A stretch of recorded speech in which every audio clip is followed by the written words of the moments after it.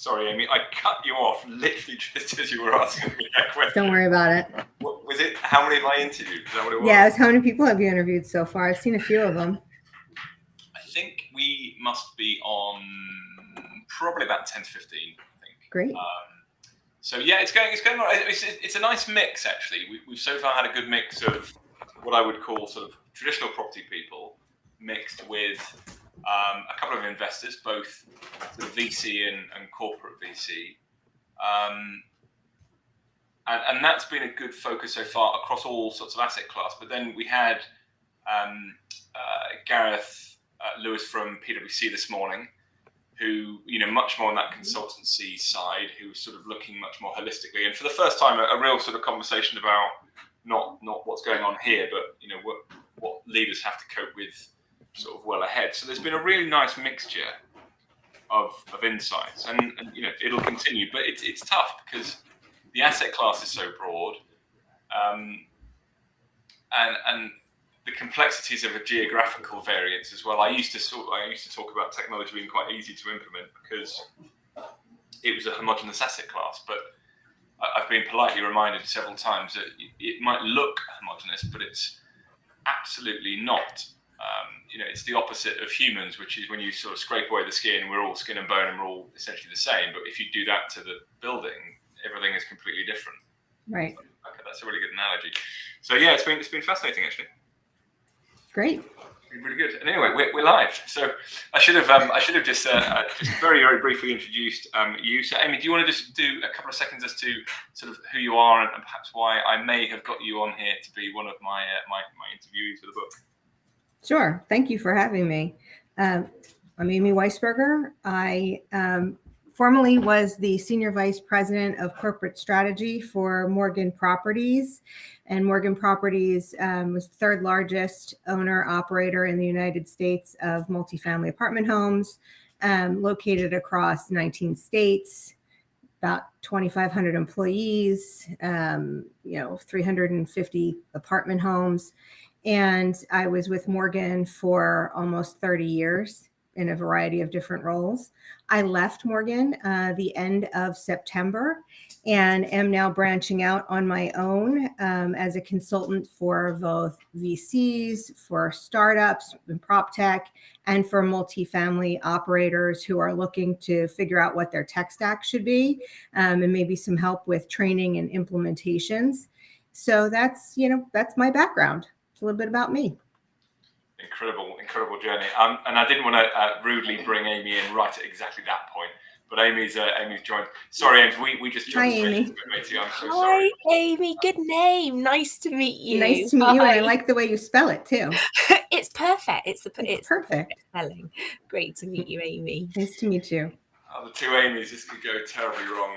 Just what you needed. That's what we do. More Amy's in your life. We have which Amy's got the dogs? Oh, this Amy's got 4 dogs who never fails to join the conversation whenever I get on a video chat. For some reason, I don't know why. They're quiet all day, sleep all day. I'll have one call and they'll start barking. It's because they know. Yeah. Mine will come and join the conversation soon. Yeah, there was probably, a piece of paper that flew across the lawn or something. So what sorts of dogs are they, Amy? Randomly? Well, randomly, that's a good way to put it. I have a golden doodle who is about 75 pounds, and I have an English Cocker Spaniel who's the mid-size. I have a Shih Tzu, and then we have this little tiny, we call him the Hellhound. He looks a little like a Yorkie and a little bit like a Silky Terrier, and he's got the personality of, he's got an awful personality, and he's horrible, and I'm the only one who likes him, so that's what we've got here. That's what my kids hate him. My husband, he just bit my husband before. It's great. What a start.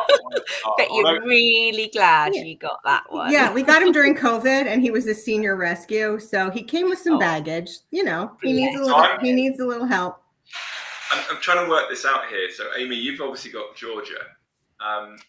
Georgia's Yes. a big dog too, right? So how heavy is Georgia? Georgia's about 40 kilos and counting, because she's getting lazier and fatter as she gets older. What is she? She's a Briard, a French sheepdog. So she's like she's big with long fur. She's like a big bear. She's very cute. She used to actually go and hang out in James's office when I was at work, and James would bring her to the pub and get her sausages. Nice. I might have to move next door to James, because my dogs would like that very much. Yeah, my biggest. She did like it a lot. She had her own sofa there. Wow. Do you have pets, James? Well, so I have a cat, and I've been negotiating with Mrs. Ridley for 17 years, as Amy will know, being our ex-neighbour, and I've never won out. So I used to steal Georgia from Amy and various other people's dogs. So yeah, but maybe not Hellhound. Yeah, no, nobody wants him. I don't even like. I just feel sorry for him, and I think it's hilarious that he's this big and this as mean as he is. So he's like Tinkerbell. He has one mood or the other, and that's it. You can't mess with him. What a way to start a conversation. Hellhounds and big dogs who like sausages. Well, look, let's. So, in terms of where we're at, I'll explain my sort of reasoning, Amy, for wanting to have a chat with you. Number one, for me, I think you had a long and varied career with Morgan, and I'd love to sort of boil into that a little bit and just expand on how you found that journey, because you sort of really ebbed and flowed through various different responsibilities and ended up in sort of corporate strategy and innovation there. So, and just give me the numbers. It was 90,000 units, 25,000 employees, and I couldn't remember how many states it was. It varies between 19 and 20 last time I checked. And I think, if I'm not mistaken, that is the second largest multifamily company in the US, right? So, well, they bounce back and forth between the second and the third based on acquisitions, but yeah, they're up there, right? They're top three. So that, for me, in terms of corporate strategy and innovation, is really fascinating in your previous life. So could you just sort of give us an idea of how you got into that role, and what did that role entail? Yeah, gladly. So, my journey, as we say, and as young as I look, started out in 94, right? And my background is on site. So I was leasing, I was at operations, property manager, regional manager, did all of those roles, loved it, and really got to watch the company grow and play a role in that. And then I switched. I moved into a role where the company bought an entire other company. They bought an entire portfolio of properties in 2007 and doubled in size. And what they found was that the way that those properties operated was basically, from staffing through their tech stack, was completely different than the way that the 45 that Morgan currently owned at that time operated. And so what they asked me to do was to lead what they called a best practices project, and to really take a look and say, how can we become one company? How can we assimilate and really figure out there's no wrong answer here, right? Everybody was doing it the way that they felt was best, but maybe there's some things we can pull from each. Maybe we need a new tech stack, whatever it looks like. So that's really where my journey began in really understanding what was in the marketplace and how other people operated, and working with different vendors and getting really into developing policies, procedures, and trying to figure out how to make operations more efficient back then. From there, part of what we determined was that marketing and training, which had been one department, really should be separated, that training really needed, people are the number one asset in any organization, and really needed to have that avenue for continued growth and education. And I always had a passion for, and I'd been doing implementations, I always had a passion for training. So I raised my hand, and I was lucky enough in that organization that the leadership said, you can have this role. We're going to create this director of training role at the time. So I took it, and, personally, it was it was amazing to start bringing in people, promoting people, hiring from the outside. I went back to school at that point and got a master's degree in training and development, just because I felt like I better have some, some education. I shouldn't just be preaching what I'm talking about. I need to show people too. So worked through that. And then the owners came to me and said, we love what you did with the training department, but we'd like to take another look at operations and front end, back office, all of it, and try to figure out, how do we move forward? How do we become bigger, better, and operate more efficiently?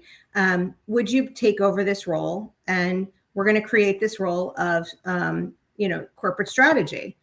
We're not, they weren't quite sure what it would look like, but sure. So I said, sure. So the first thing we started looking at is, I went out and interviewed 100 properties and 100 property managers, service managers, regional managers. We didn't have 100 of those, but maintenance teams, facility managers, corporate office people, to really understand, what could we eliminate at the site level and either automate or bring centralized. What could we do? And so our first focus became on the AR side of things, right? Reducing other administrative tasks that just fell on the site team to do, and really didn't. They add value in as much as they have to get done, and that there's input and information that comes out of it, but it really didn't. Customer service, focusing on taking care of the residents, taking care of the asset. Really, those were the things. We wanted people out on the property. We wanted people talking to people, and not really sitting behind a desk doing deposit accounting, right? Or doing pieces like that.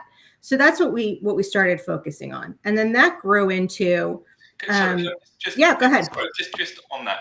So why was that a focus at that point? Why did you pick that as the primary focus? Yeah, that's a great question. In my head, I had the vision of what the owners wanted from, after talking to the site teams and understanding, we wanted to eliminate whatever we could to keep the site teams focused on leasing and customer service, right? Those were the things that we wanted to focus on. And so with the ultimate goal being, at the end of the day, probably looking at some form of how do we also centralize some of the leasing tasks. You have to lay the groundwork, right? You have to lay the groundwork with the administrative tasks and remove what you might have hired somebody who in a leasing position, but really what they found themselves doing was a lot of administrative work. So you need to reduce those tasks to let them really focus on just that one piece of it. And then you need to give them the technology down the line, right? That really helps them to quickly analyze and focus on the high value pieces. So that's where I started. I said, let's take a look at all of those processes. They had a calendar of all the things that each role would be responsible for: daily, weekly, monthly, quarterly. And we sort of went through those calendars by position. And I said, what's stopping you from getting out on the property, focusing on the customers, focusing on retention and all of those things. And those were all those administrative tasks, is what we found. Okay.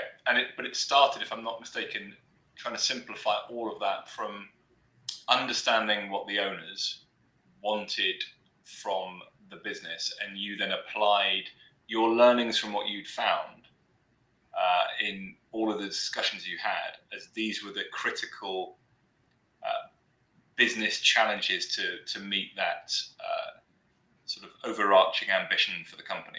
Is that the best way of saying it? I think so. And it's not finished, right? It was just getting started. Yeah. And then COVID, of course, happened right. So it fast tracked some things like virtual leasing and making sure that the websites, were at their optimal performance so that people could get the information they needed, self-guided tours, things like that. But it also put some other things on the back burner from the collection standpoint. There was moratoriums and really there was less of a focus on sort of eliminating those tasks at the site level, because those were, they had to happen at the site level at that point. So COVID was definitely a challenge to get through. And then once we got through that, and we started focusing again, I'll tell you more about how the innovation team came to be, because that became that sort of, we sort of switched gears a little bit, and that became my primary focus. Yeah. Okay. Amy, have you got anything from your side on? Yes, please. So many questions. So you've been implementing lots of exciting changes. What are you most excited about? What do you see in terms of the changes that you've introduced? What do you see as having the biggest impact? Well, so I'm not at Morgan anymore. So, the changes that I implemented, I'm sure will continue. There's a team in place there that will continue the journey of looking at what technology and what processes and procedures they want to do. But as an industry, what I'm excited about is all of these startups that are coming into the industry are all looking at ways to streamline from the prospect journey through move out, right? And make it so that it's easier to do it with, I don't want to say less people at the office every day, but it's true. It's easier to do it with less administrative folks.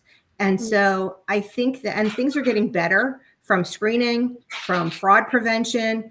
The technology that's coming out there is better.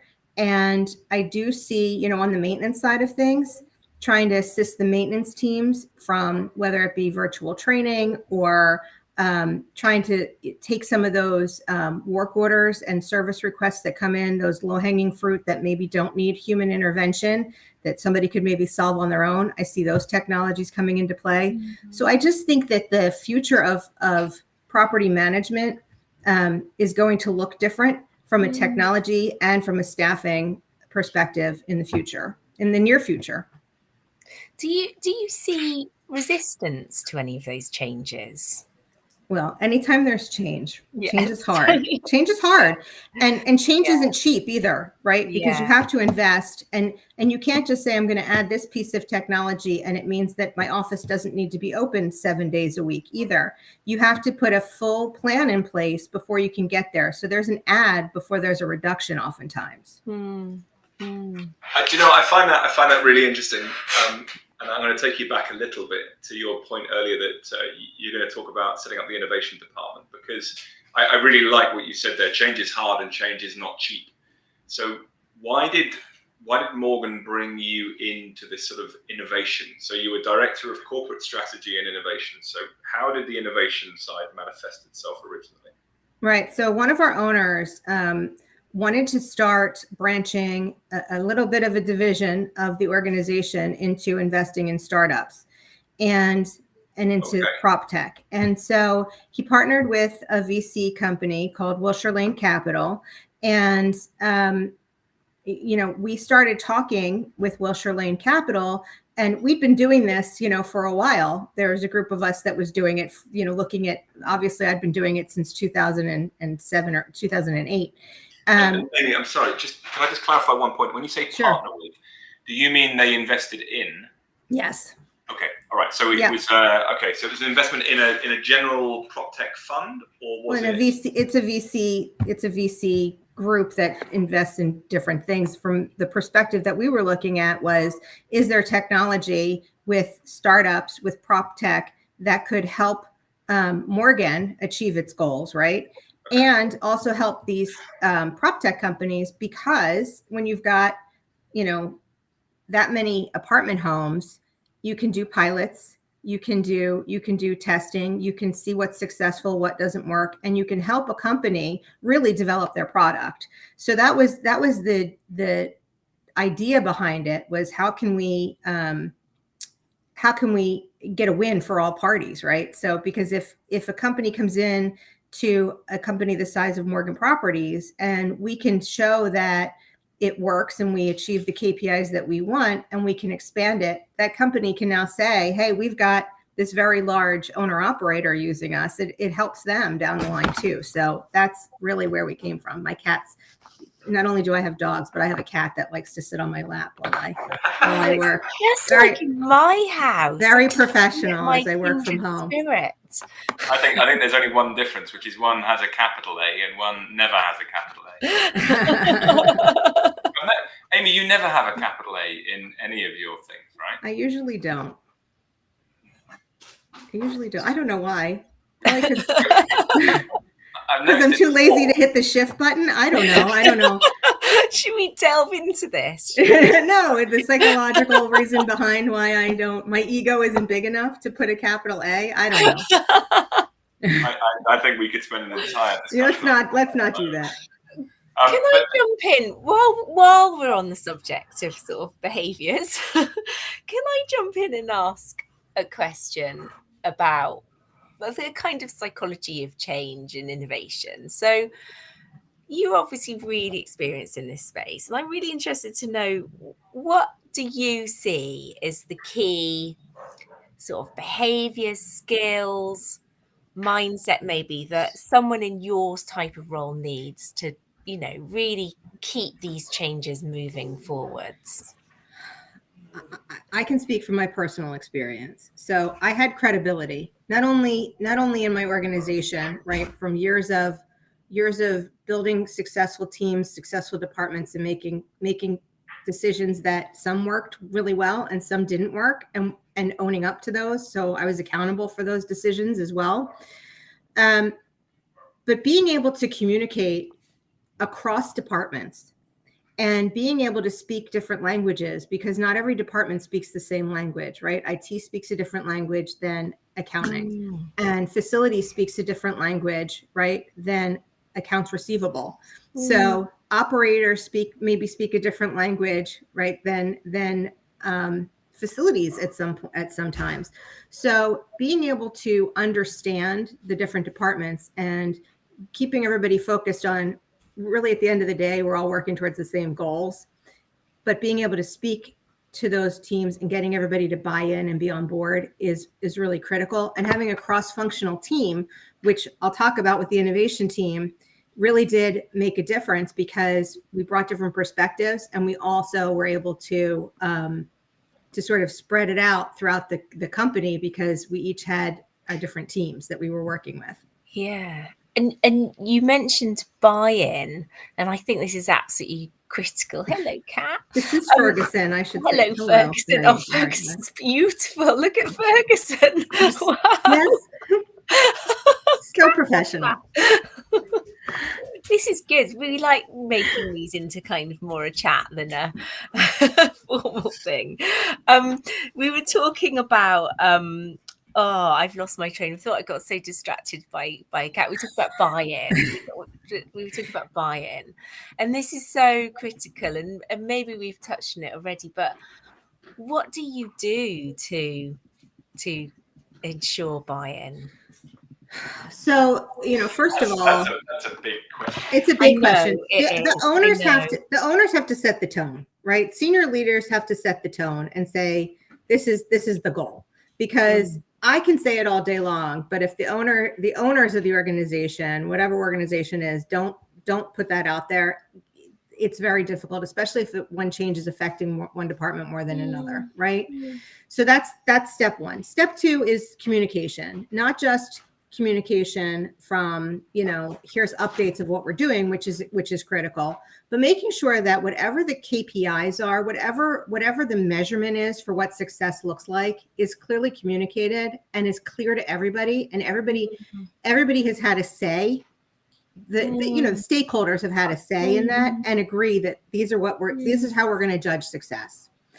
And then of course, communication is keeping everybody in the loop, keeping everybody feeling like they have their finger in on the pulse of what's going on, is always important. And I think that when you can do those things, you can be successful. And we made a lot of changes in the organization over the years. And we brought in a lot of different products. Some were successful, some weren't successful. But everybody knew what was going on from start to finish. And we met regularly. And this is all great stuff. And you mentioned, unsuccessful products. And I guess it's just an inevitable part of the innovation process, isn't it? That some of those things are not going to work out. What in your experience has been the best way to deal with, maybe failure is too big a word, but unsuccessful products or things that haven't gone as planned? What have you seen as being the best approach for sort of learning and dealing with those? So on the innovation team, I can speak to on the innovation team, when we would bring in a company, that we would pilot, we always start small.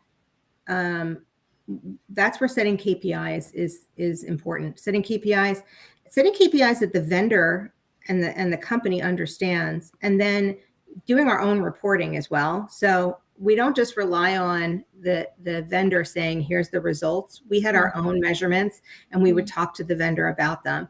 And look, sometimes the way that you're set up to operate, somebody might have great success using a product at another company, but the way that your company is structured to operate, that's just not going to work for you, because you're not looking to make the changes that you need to make from an operational perspective or whatever it is to have that product really be as successful as it can be as an out of the box product.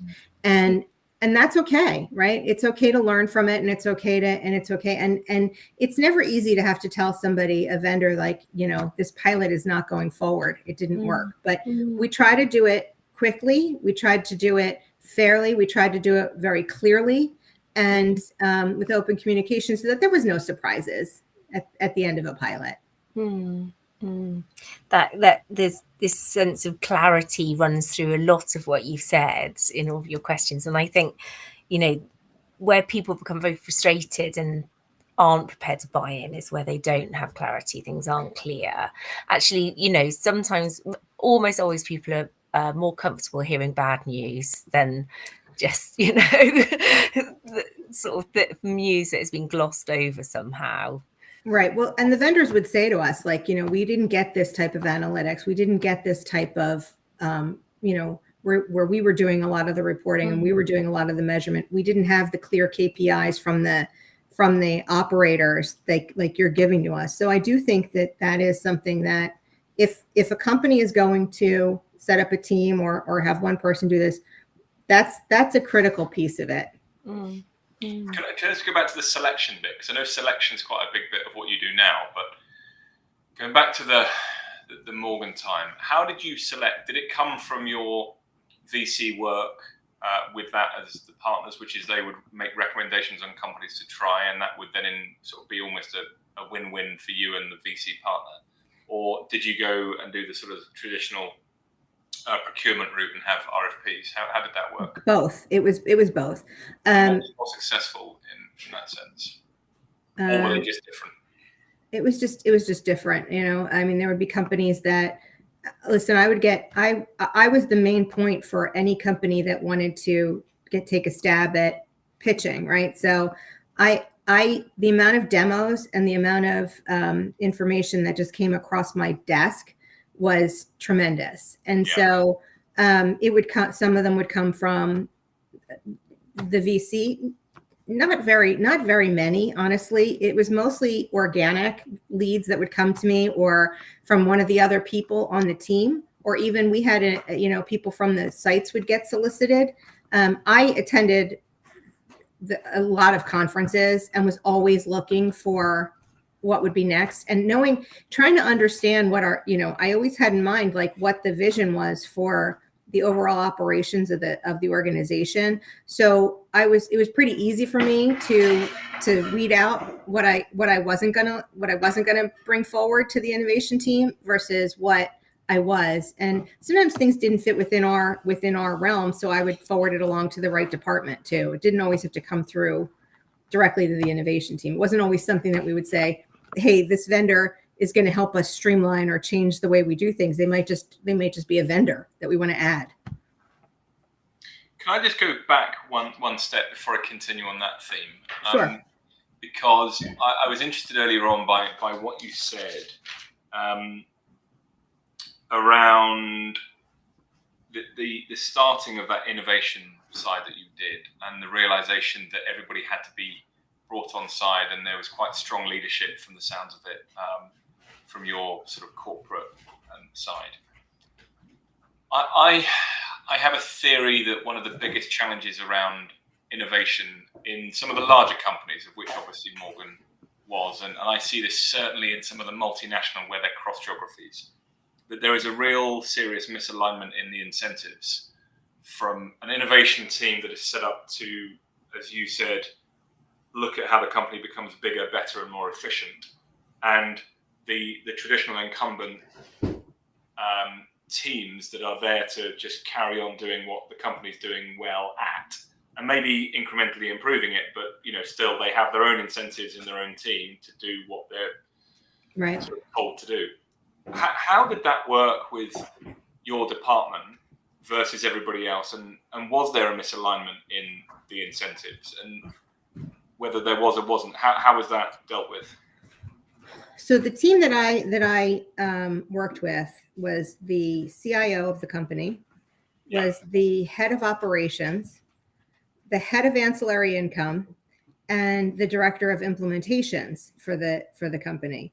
So interesting. So the head of ancillary income. Mm-hmm. So not core income, but income from.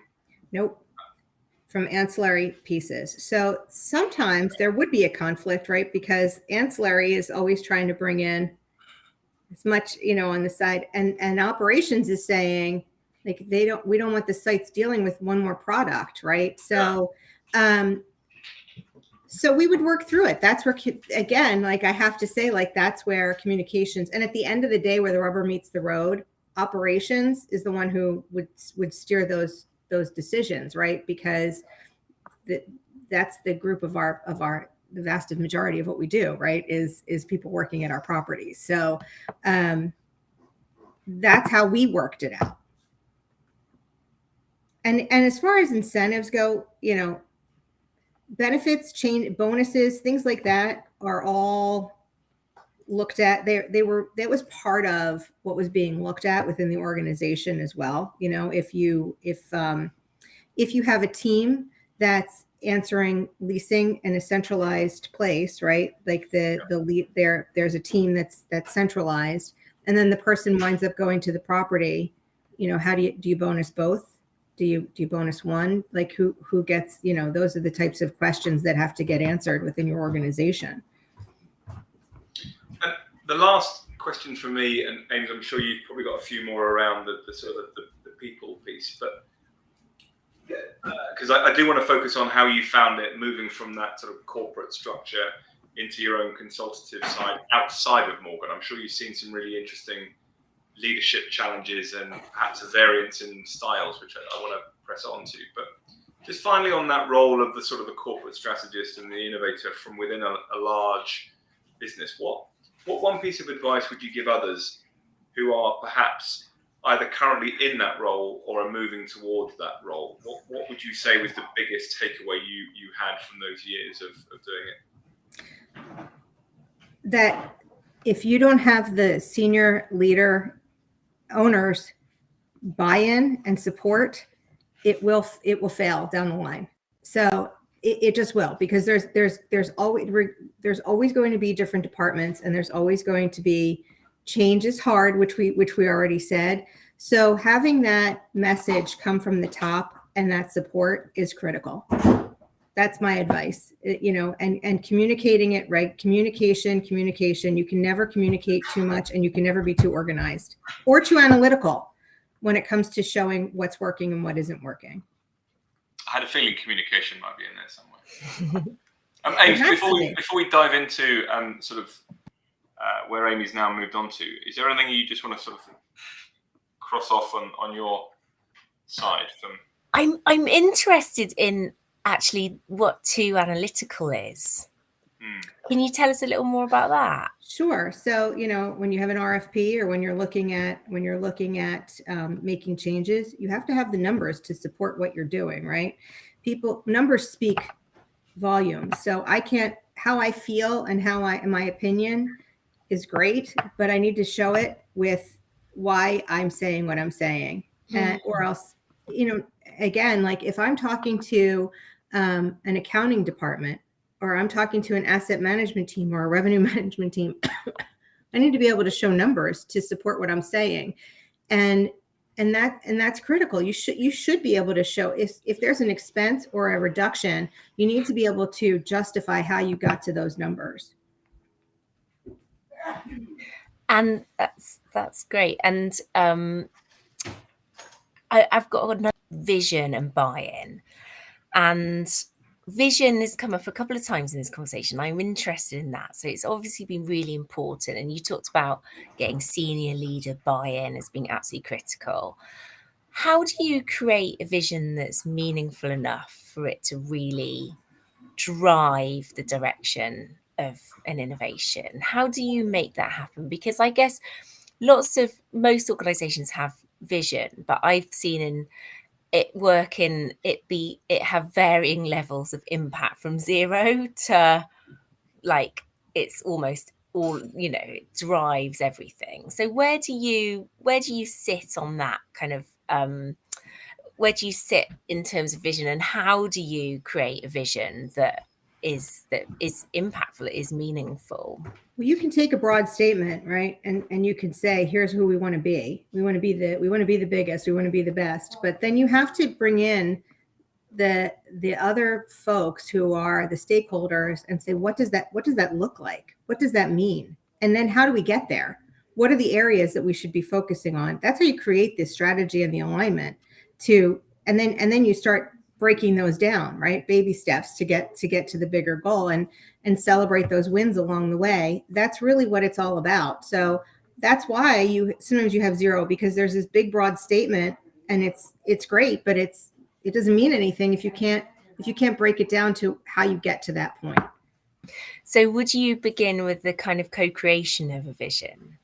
And I mean, I've seen that work really well. And it also helps with that buy-in later on, because people feel they want something to work if they've been part of creating the vision for it.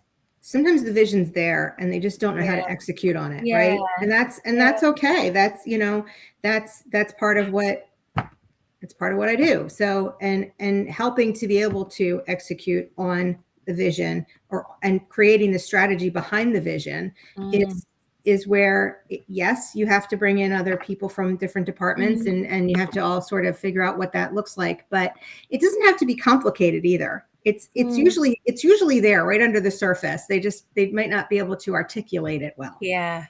What's the saying? I didn't have time to make this more simple. Right. Simplifying things is an art, isn't it? It's really difficult to simplify things. It is hard to simplify things, and it's hard to become more efficient when you think you're pretty efficient already. Yeah. I'd say I quite like the vision from Morgan, which I'll read, is to transform the housing industry and empower people to redefine their American dream. I think that's really clever, because you're putting the onus on ultimately the customer of the multifamily units that Morgan were a part of. I think that's really clever. And then the next question would be, so what does that look like? How are you going to do that? And then, of course, are our actions delivering towards the vision? Exactly. It has to be alignment. Alignment is you have to have alignment. Yeah. So let's move that now into the discussions about your the next step in your new role. How have you found the adjustment to being much more sort of a consultative in nature? Because define what you're now doing, and perhaps I'd quite be interested as to why you thought it was the right time to do it. So, well, Morgan did a lot of layoffs in the end of September, and my department was one of them. So that's after all, that's how it came to be. I mean, it was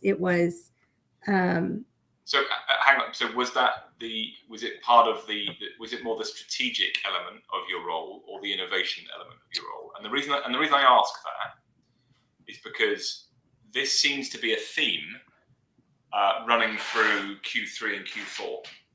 Yeah. So globally, I've seen it now. 3 or 4 large multinational companies have done exactly that and laid off entire innovation teams. Yeah. So I can't answer that question, right? Because I wasn't privy to the discussions behind it. But I can tell you that, my team, the implementations team, and part of the marketing team, were all laid off, and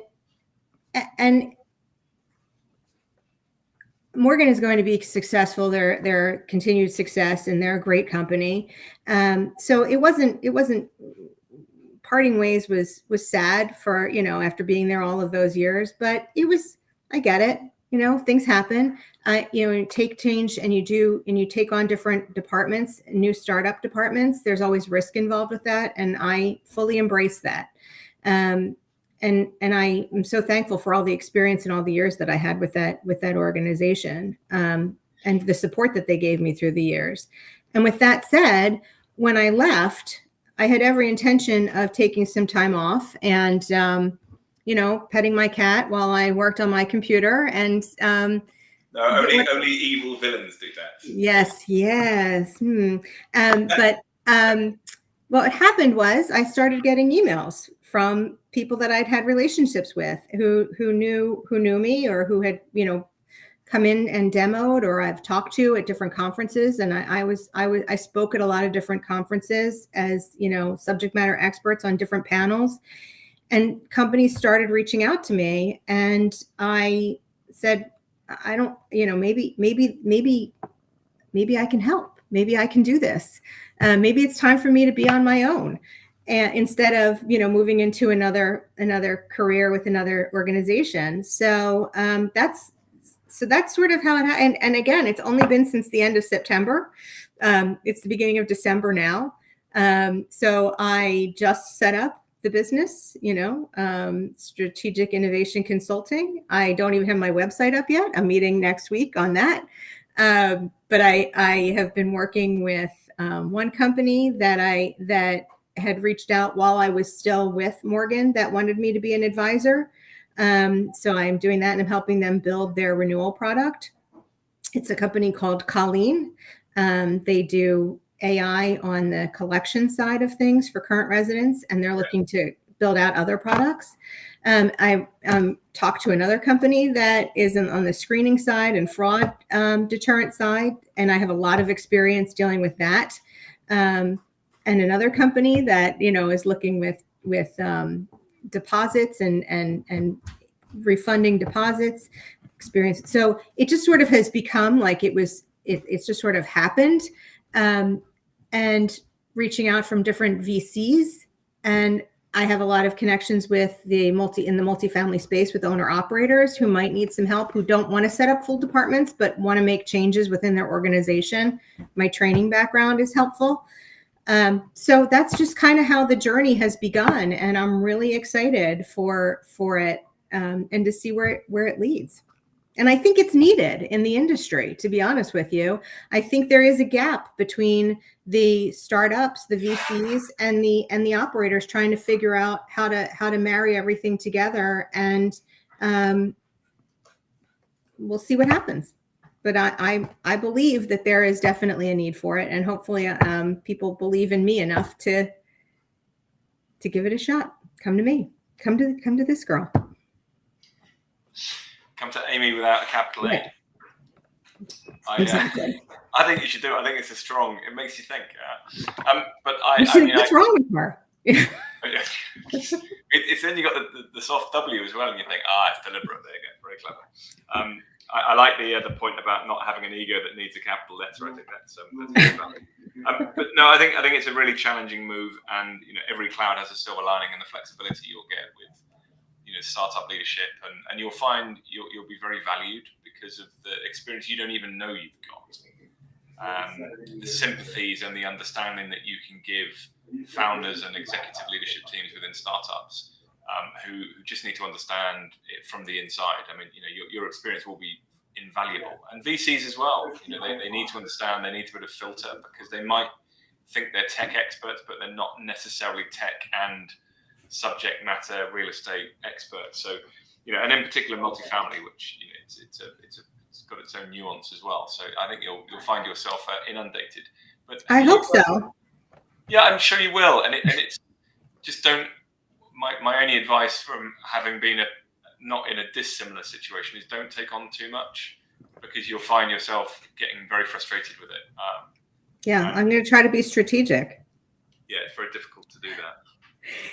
It's interesting because in the multifamily space, where I definitely see is it's not in the companies that are the Morgan properties. There's a lot of mid-size and smaller operators that don't have all of those departments. There's a lot of jack of all trades, and so trying to help those teams, I think, is also a nice spot.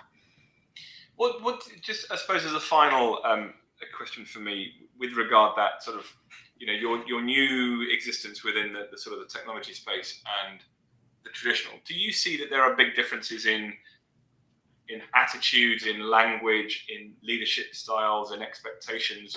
Where do you feel there is the disconnect between the two sides of the market? From the startups versus incumbents? Yeah. In the tech space? Yeah. So incumbents who've been out there forever, like a RealPage or a Yardi, is that what you're talking about? No. I mean, and newer startups for that matter. What is the difficulty with, for example, getting a Morgan as a client? The biggest challenge that's out there is there's a lot of tech, and it doesn't all talk to each other. That's the first thing. And who's going to manage it? Who's going to oversee it? Who's going to train it? Who's going to monitor it? So, you might have great products that as a standalone, but when you start to put all of the pieces together, how many products can you put on a property team, or even a centralized team, to monitor, to manage, and are they so much better than what you've already got in place that it's really worth the investment? And what are you going to eliminate to get that ROI out of it? So that's really the challenge, is trying to understand how all the pieces need to fit together. And I would say this, I would say it in conferences, integrations to the primary property management software for startups, it's expensive, but it's a critical piece. And sorry, just for my own naivety, how when you say that it's expensive, why is it expensive? Because the property management software companies charge for the integrations to have access to their be able to get in. To get it into their own sort of proprietary dashboard, so that there's only one centralized place. Well, so to get the feeds, right? To get the feeds of data to go back and forth, you have to pay for that. And you sometimes have to pay per module. It's not just, I'm going to have an integration and it's going to work on all of it. It may be per. So, okay. So let me summarize it a little bit in that, because there's a bit there which I think is quite interesting. Interoperability, which is, by the way, one of my favorite words, is seriously lacking in our sector. I think that's always been a challenge. And I think a lot of that speaks as much to technical issues as it does to egocentric issues as well. I think technology companies like to think they're separate, and they don't want to necessarily be all integrated. But the second thing which you said, I think is quite interesting, is about the management aspect of it and who takes ownership of it. This came up yesterday, Amy, in the meeting with Michelle Laramie about the reason she took on one of the technologies. Amy, little A, Amy, in the sense that she said the reason she went with a larger provider was because they actually had somebody who took ownership of their account on the tech side. Right. It wasn't just a plug and play. And it was almost like a naivety from the tech solutions, which is, well, you don't need anybody on your side or on our side. Once it's in, it's in. And it wasn't untrue, but it was obviously an insecurity on the incumbent that they didn't necessarily trust that that was in fact going to happen, and they just wanted somebody to hold their hands, Right. to say it's this person's responsibility, they'll take care of you, and they will help you understand everything. And it was just one small element which meant that they went with a slightly larger company than a smaller one. Yeah, and you have to think about it from on the operator side, right? So if it's going to impact a site, there has to be training on it, and they have to be able, and there's turnover at the properties, there's turnover at the corporate offices. So you can't, none of these are set it and forget it softwares, right? I used to joke, because I'll show my age, like, it's not a rotisserie chicken from those days where you could set it and forget it. It's you have to constantly be monitoring and making adjustments and understanding. So if I've got 10 different pieces of technology or products, whatever it is, there has to be an understanding of what those are, because the resident or the prospect is not going to call the vendor. They're going to call the office, and they're going to want an answer on how to do something. So I do think that, a lot of times the prop tech startups and even the VCs need to recognize that your product might be great, but it's not great enough, right? For all of the other pieces that are involved with for us to implement it. Really interesting. Amy with a big A, have you got any final things you want to cross off with? I guess just one sort of broader question. In thinking about the future, really, how would you like this industry to be different 10, 20 years from now? What's your vision? What's one thing maybe that you would love to see have changed? Oh, one thing. That's a great question. I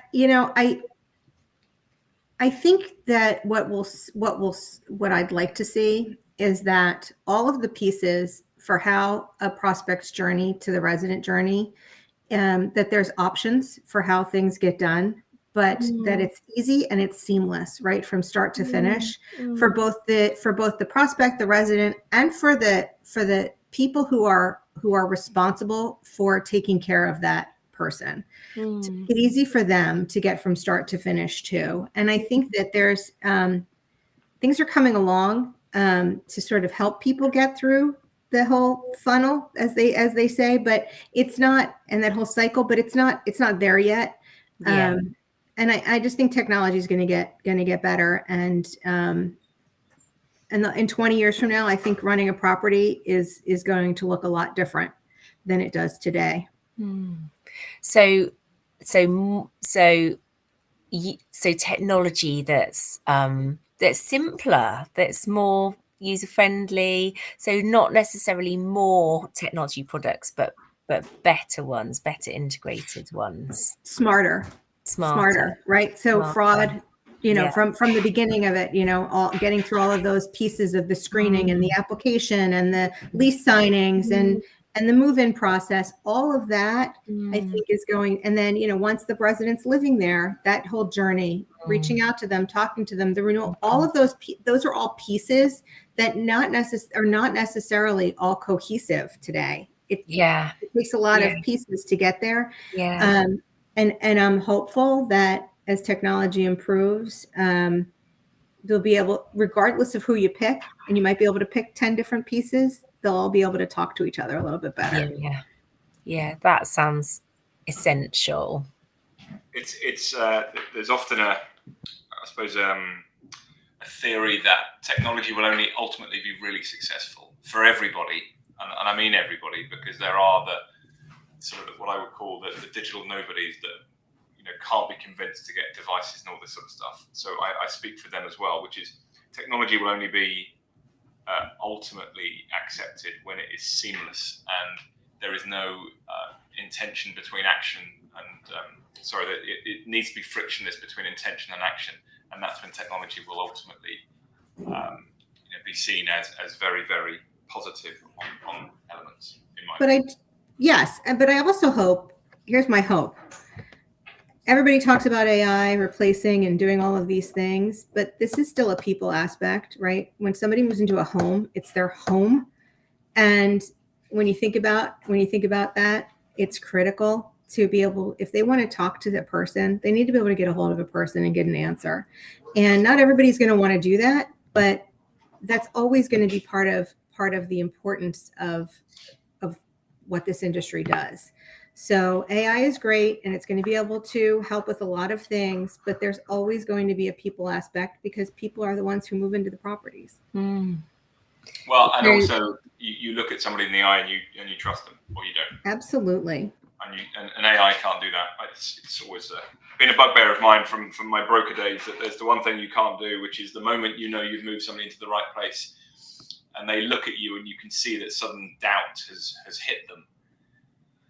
And I always say the best estate agent knows what to say at that exact point, which really is often not a great deal. Right. They just want reassurance, and AI will never give people that trust and reassurance at that exact point when suddenly they see, this emotive, next 20 years of their life, or probably a lot less now, but it's vital. I mean, look, it's a brick and mortar, right? There's properties. There's a lot of asset preservation and a lot of management of an actual asset. But at the end of the day, it's a people business. On that, I think we need to finish. Amen. Right, I'm going to finish this stream. Thanks, Amy, publicly for joining us. Thank you. Thank you very much. This off, and then we'll still be in. So don't